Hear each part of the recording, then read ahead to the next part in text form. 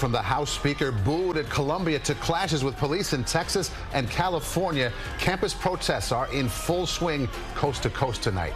Good evening, I'm Maurice Dubois. And I'm Christine Johnson. We begin with those developing situations still underway in multiple campuses right now at the University of Texas at Austin today. More than 20 students were arrested at a pro-Palestinian encampment. Officers were sent in at the request of the university and under the direction of Governor Greg Abbott.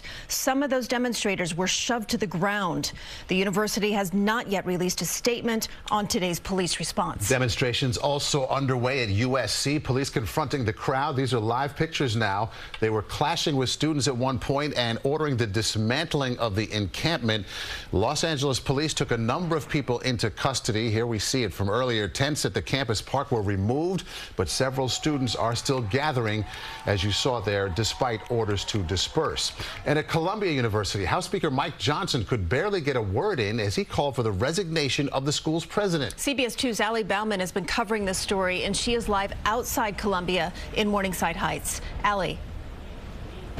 Christina, Maurice, a heavy NYPD presence is on guard here tonight around Columbia University's perimeter. Now, earlier today, House Speaker Mike Johnson said that if the administration cannot bring order to campus, then he believes the National Guard should be deployed and federal funding should be pulled.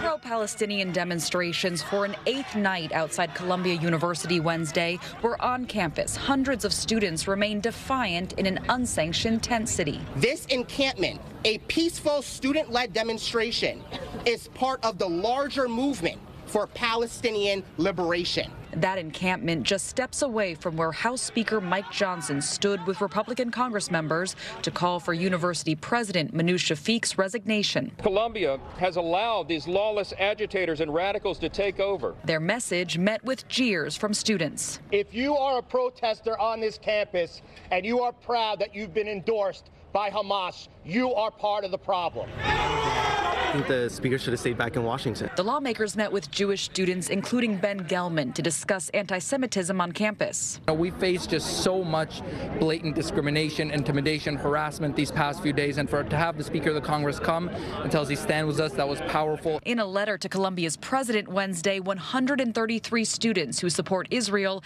asked she take immediate action to ensure their safety. People were banging on my doors in the middle of the night because I came out publicly and was speaking as a proud Jew who supports the state of Israel. What's happening on America's college campuses is horrific.